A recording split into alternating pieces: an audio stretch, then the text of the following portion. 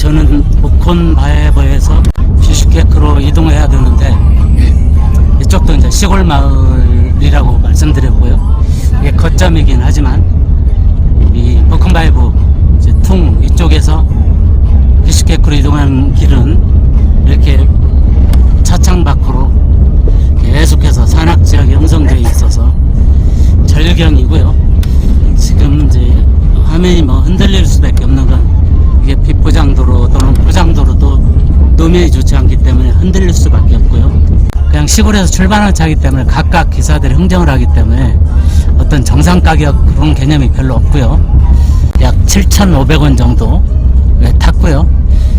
비교적 정상 가격보다 한 1, 2천원 좀 높은 듯한데 다른 차들도 그렇게 저렴하지 않고 비슷하고 이 차가 사람이 몇 명 타 있었기 때문에 만석은 아니어도 가장 빨리 출발할 것 같아서 탔고요.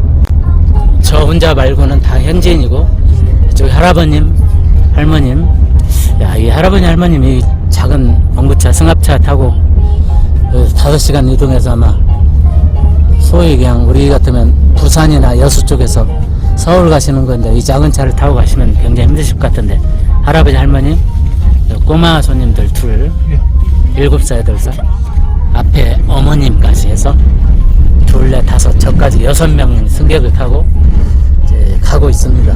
길은 이제 잘 정비되지 않고 이제 뭐 공사도 하고 이렇게 비포장도로도 있긴 하지만 계속해서 양 사이드에 저렇게 많은 첩첩산중 산들이 보이고요. 가장 멀리는 눈 쌓인 설경이 있는 높은 뭐 산맥의 줄기 같은 산도 있어서 그렇게 심심하지 않고요. 전망을 보면서 달릴 수 있습니다. 비록 4시간, 5시간 가니까 지루하긴 한데 이 와중에 피곤할 때는 그냥 막 흔들리는 차에서 잠이 오긴 하는데 잠을 안 자고는 차창밖 그렇게 절경들을 보면서 이동하다 할 수 있고요. 차가 가다가 말고 중간에 어떤 시골 마을로 또 빠져가지고 바로 안 가고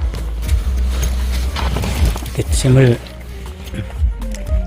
가다 말고 이렇게 이 짐이 제 옆에서 막 저를 짓누르고 있었는데 그쪽에서 이렇게 짐을 실어다가 중간에 이제 여기서 이렇게 배달도 해주는 것 같아요. 그러니까 이제 중간쯤에 마을에서 마을로 이렇게 배달도 해줘가지고 화물 운송 및 승객 운송까지 다 같이 하는 것 같아요. 우리나라에서 뭐 비포장도로를 달리는 일도 별로 없고 5시간씩 차를 타는 경우도 없기 때문에 상당히 피곤함을 느끼긴 하지만 그럼에도 불구하고 피곤하다 얘기할 수 없는 게 보시면 알지만 아까 타신 승객 할아버지 할머님도 딱 봐도 얼른 봐도 70대가 훨씬 넘으시는 분들이고요. 그리고 아까 아기들도 6살 7살 되는데 짐을 좀 빼는가 싶어서 여유가 있나 싶더니 짐을 한 2개 내리고 다시 4개를 실어가지고 요 차 안인데 이게 짐이 빽빽해서 제 옆자리는 요 짐이 그냥 커다란 마대푸대 같은 거고 가방들로 꽉 찼고요. 저 앞에 있는 애기 엄마는 참 대단합니다. 지금 보니까 저는 탈 때는 못 봤는데 100일도 안 돼 보이는 한 2달쯤 돼 보이는 갓난 애를 안고 탔고요.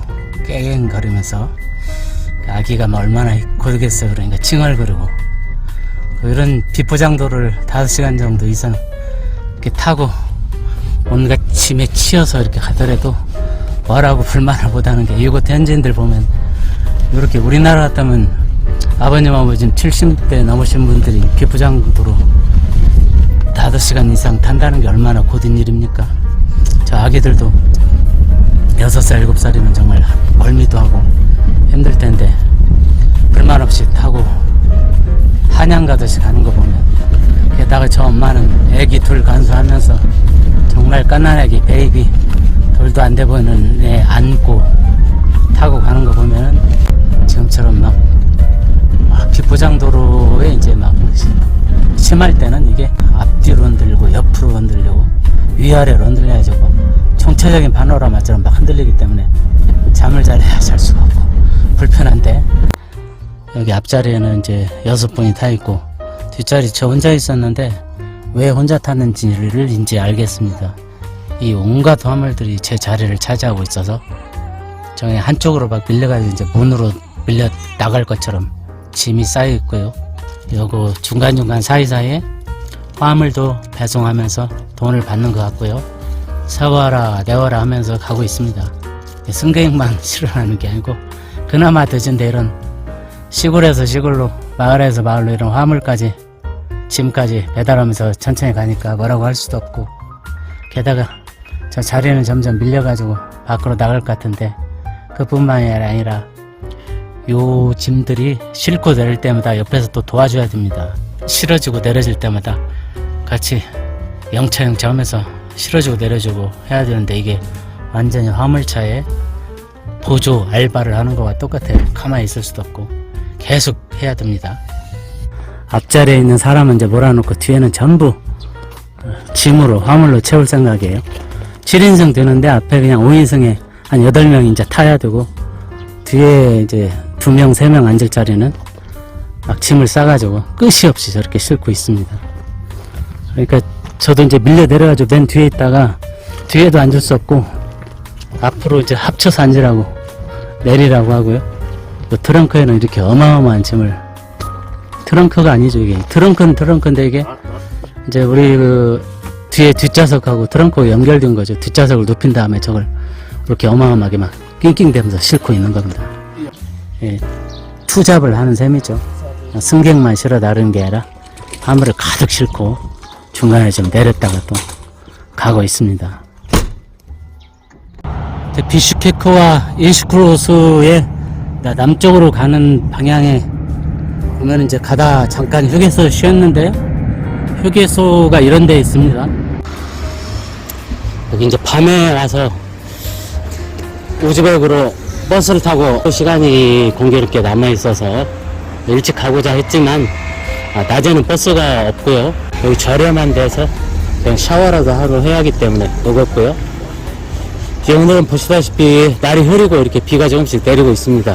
뭘 하려면 이렇게 비가 와가지고 을씨년스럽고, 이제 늦가을 초겨울 뭐 이 정도 시즌으로 본다면 을씨년스럽고 좀 움츠임한데, 어쨌든 방구석에만 있을 수는 없고 어차피 또 체크아웃을 해야 하기 때문에 나왔고요.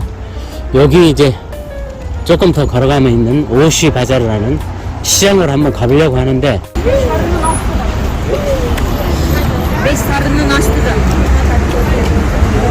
이제 비가 와가지고 잠시 청아 밑에서 피했다가 비가 그냥 부슬부슬 점점 심해지는데 가만히 있을 수는 없고, 어쨌든 이 오시 바자르 시장에 현지인들은 거의 이 정도 비는 뭐 우산은 꺼내지도 않고 우유도 입지 않지만, 한국 같으면 어림없는 거고 지금 다 우산을 뺐을 상황인데 현지인들은 참, 우리나라 아니고 외국에서는 흔히 그냥 웬만한 비는 맞아버리는 경우가 참 많은데 여기도 마찬가지고요.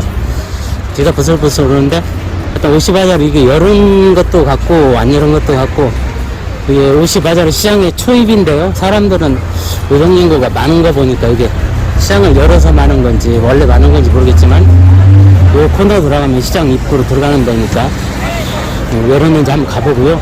여기 이제 오시바자르에 나가면 이제 뭔가 철문들이 이렇게 닫힌 거 보면 이 시장 전체를 문을 닫았지 않을까 해서 실패 확률이 높아지고요. 저 코너로 돌아가서 없으면 문 닫았다고 보고 시내로 그냥 이동을 해야 할 것 같습니다.